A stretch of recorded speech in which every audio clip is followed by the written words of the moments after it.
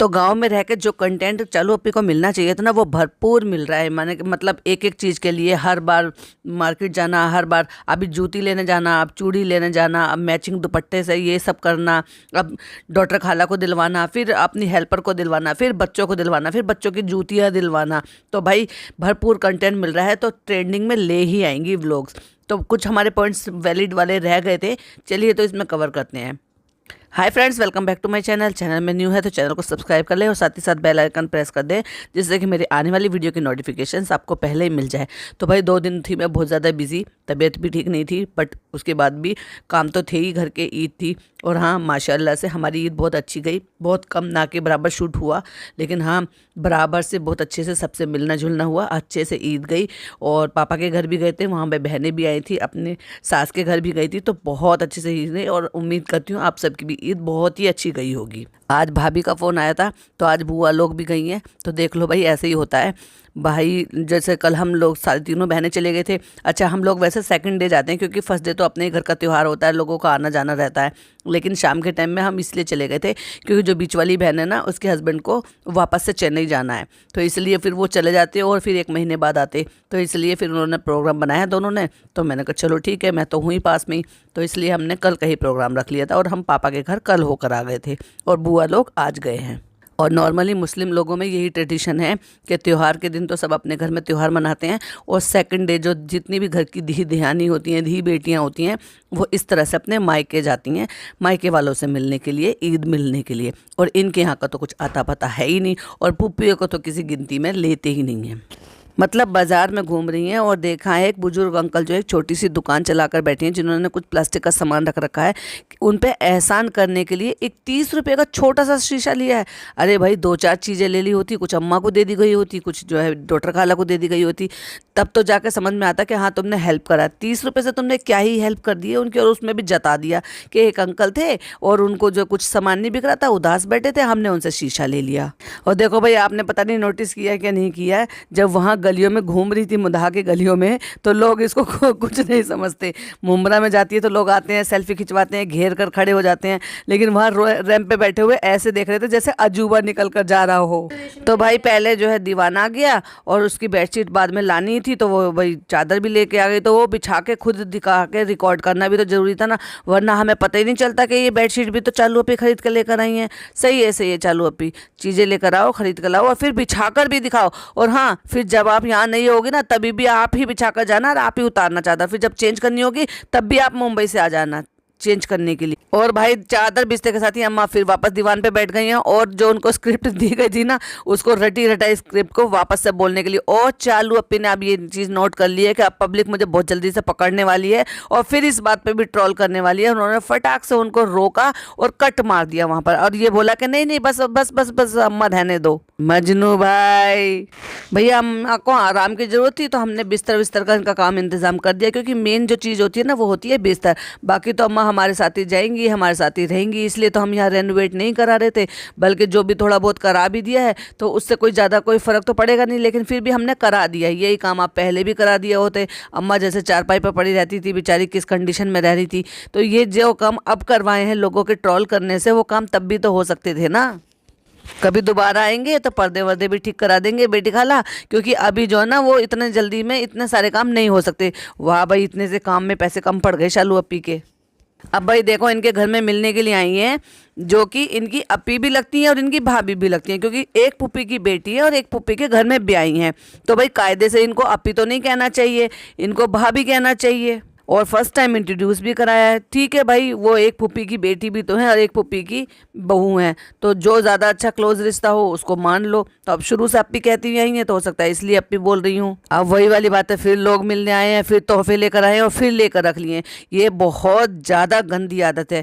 कोई कितना एफर्ट ले सकता है, कोई इतना नहीं ले सकता, लेकिन जब ये देखती हैं ना, लोग देखते हैं एक्चुअली, जब लोग ये देखते हैं कि लोग इनसे मिलने जा रहे हैं और चीज़ें लेकर जा रहे हैं, तो कितने सारे लोग तो बेचारे गरीब गुरबा ऐसे भी होंगे जो ये सोचकर रुक जाते होंगे कि हमें कुछ लेके जाना होगा और हमारे पास कुछ है नहीं, क्योंकि उनको तो ये फीडबैक दे रही है ना इस चीज़ का कि हमें यहाँ तो जो भी मिलने आएगा वो कुछ ना कुछ लेके आए, एम्बेरसिंग फील ना हो तो कुछ ना कुछ लेके आओ और तभी जो है मिलने आओ। तो उनके दिमाग में तो यही बातें बैठ जाएगी। लेकिन अगर ये खुद ही मना करे और ये कहे कि ना भाई कुछ भी मत लेकर आओ, सिर्फ ऐसे ही मिलने के लिए आ जाओ, तो फिर लोगों का जो भी है ना उत्साह थोड़ा और बढ़ जाएगा और हिम्मत बढ़ जाएगी आने की। बट ये कोशिश यही करती हैं कि जितना हो सके बटोर लो, चाहे फिर वो बच्चों से चॉकलेट लेना ही क्यों ना हो। अब मुझे एक बात बताइए, आप अभी जब ये आए थे वहाँ से अपनी ननद को लेकर और ये जेड स्क्वायर मॉल गए थे वहाँ पे शॉपिंग करने के लिए, और कई जगह इन्होंने शॉपिंग की थी, तब ध्यान नहीं था क्या क्या लेना था क्या क्या नहीं लेना था। लेकिन प्लानिंग के साथ कोई काम कर ले तो भाई इसको चालू अपी कौन कहे।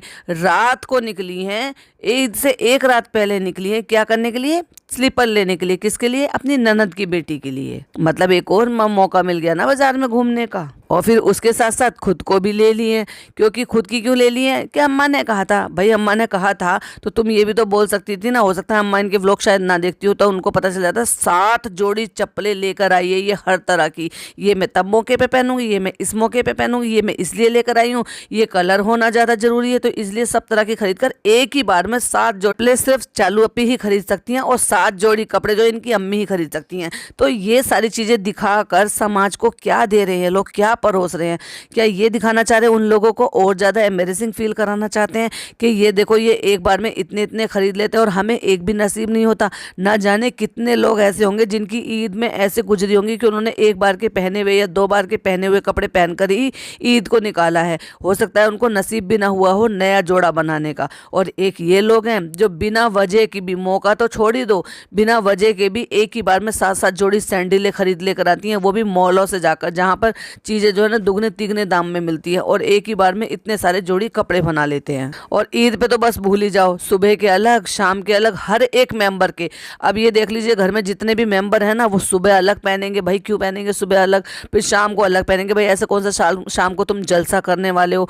लोग क्या करते हैं, नहाते हैं धोते हैं और सुबह एक ही जोड़ी कपड़े पहनते हैं, और वही जो है नॉर्मली कुर्ता पजामा जेंट्स लोग बनाते हैं जिससे कि वो नमाज अदा कर आए और पूरा दिन उसी को पहनते हैं। और ऐसे ही औरतों का होता है, जैसे उनके काम निपट जाते हैं वो अपना नहा धो के तैयार हो जाती हैं और उसी सूट से अपना ईद निकाल लेती हैं। और उसी में देखो, उसी नए सूट के जोड़े में पूरे दिन काम भी करती हैं। मेहमान आ रहे हैं, सर्व किया, मेहमान आ रहे हैं, बना कर दिया, मेहमान आ रहे हैं, ये बन रहे हैं।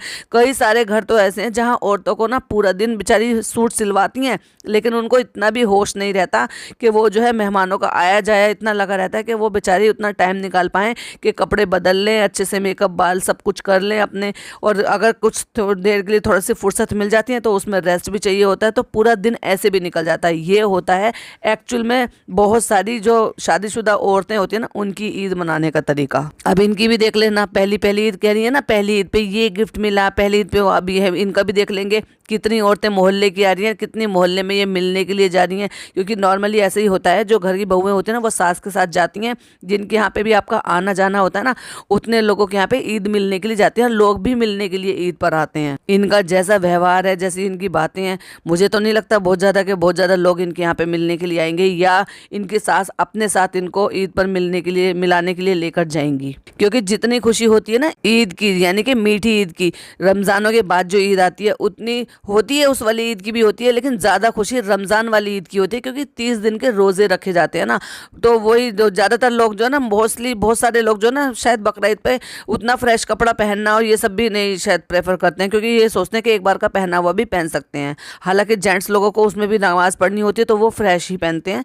लेकिन यही होता है ना कि मोस्टली जो बनाते हैं, और अल्लाह ताला ने भी जो फरमाया वो यही फरमाया है कि जब तुमने 30 दिन के रोज़े रखे हैं तो तुम्हें नया कपड़ा पहनना जो है वो तुम्हें खुशी का इनाम है। इस चीज़ का मतलब कि आपने रोज़े रखे हैं, नया कपड़ा पहनो, खुशबू लगाओ, इबादत करो, मीठा बनाओ, उसको खाओ, लोगों से मिलो जुलो, आपस में प्यार बांटो। ये है ईद का मतलब। ये नहीं कि ज़बरदस्ती की शॉपिंग करो, 4-4 5-5 जोड़ी कपड़े बनाओ, सुबह शाम बस कपड़े बदलो, सुबह शाम बस ये करो, और घर में कुछ करना है नहीं करना है, लोगों से मिलना है नहीं मिलना है, उससे कोई मतलब नहीं है।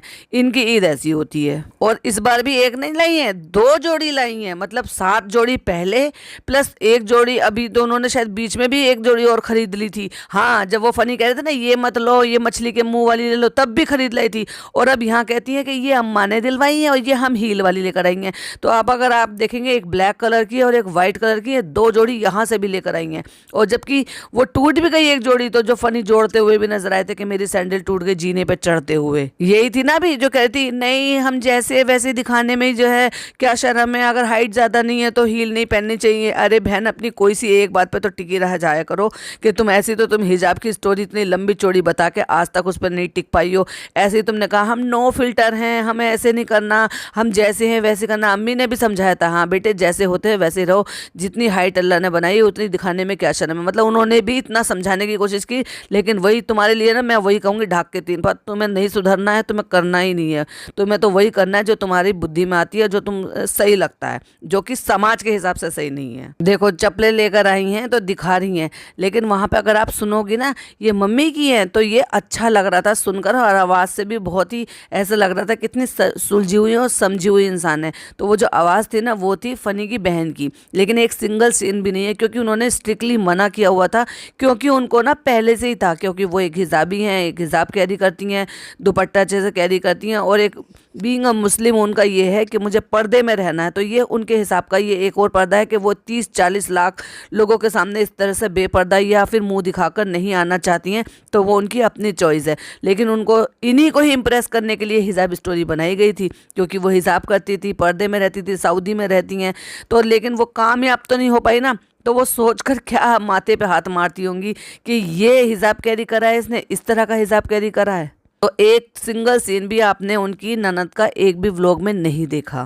मुझे ये बात समझ में नहीं आती, इसको जेंट्स के अंडरवियर बनियान से इतना ज़्यादा क्या लगाव है कि उनको कैमरे में दिखा दिखा के, मतलब वहाँ भाई का दिखाती रहती है, यानी कि अपना जो कज़न ब्रदर है वो जनाब 2.0, और यहाँ फ़नी लेकर आए हैं। पता है कि ये जो कैरी बैग है ये फ़नी का कैरी बैग है, इसमें इनका कोई सामान नहीं है रिलेटेड, लेकिन फिर भी निकाल के उसमें से दिखा दिया है कि ये देखो ये फ़नी का अपना सामान ये बीच में ले आया। तो मतलब भाई ले आया तो तुम्हें क्या दिखाने की जरूरत थी उसको रिकॉर्ड करके? अब तुम उनके कच्चे बनियान भी दिखाओगी क्या? से बेशर्मों की तरह से हंसती भी तो हैं दिखा दिखा कर, और अपनी खाला को दिखा रही हैं अपने मियाँ के अंडरवियर बनियान, और ये कह रहे हैं कि आजकल हेयर बैंड की तरह से चला है। मैं सोचूं हिजाब के ऊपर लगाऊंगी, बिल्कुल भी मत लगाना, क्योंकि हिजाब के ऊपर ये अच्छा नहीं लगेगा, क्योंकि ये बालों में जब हेयर स्टाइल बनाते हैं ना तब लगाते हैं। इतना भी नहीं पता कि ये जो है ना बालों में लगाने का एक्सेसरीज है, जो बाल जब आप हेयर डो बनाते हैं कि बहुत ही अच्छी तरीके से, तब उसमें डेकोरेशन करने के काम आते हैं ऊपर से। फिर चाहे वो ऊपर की तरफ लगा लो, या फिर आप बन पीछे बनाते हो तो बन में साइड में लगा लो, या फिर ऊपर की तरफ घुमा के लगा लो। तो जब तुम्हें बाल ही नहीं दिखाने हैं तो इसका भी कोई मतलब बनता नहीं है, तो क्यों कर लेकर आई है, जबकि तुम्हें बहुत अच्छी तरीके से पता है, क्योंकि जब तुम ये लेकर आती हो तो वहां पर उसमें फोटो भी प्रिंट होता है, ये भी बताया गया होता है कि इसको कहाँ कैसे लगाते हैं। तो ये क्या मतलब जो लोग कह रहे हैं वो सही कह रहे हैं, इसका मतलब धीरे धीरे से आपने कान के पीछे तो करना शुरू कर दिया, हिजाब को प्रॉपर तरीके से तो हटा ही दिया है, उसको दुपट्टे पे ले आई हो, दुपट्टे से छोटी सी दुपट्टिया पे ले आई हो, और उसके बाद धीरे धीरे करके खिसकाना शुरू कर दिया है। तो इसका मतलब अब हटा ही दोगी, क्योंकि भाई साहब जिसको इम्प्रेस करने के लिए लगाया था